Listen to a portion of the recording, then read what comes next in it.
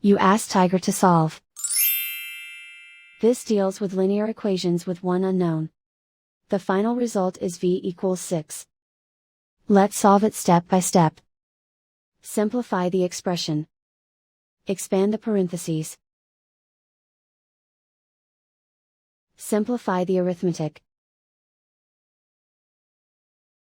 Group like terms. Combine like terms.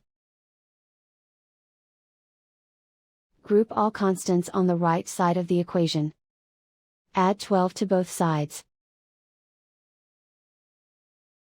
Simplify the arithmetic.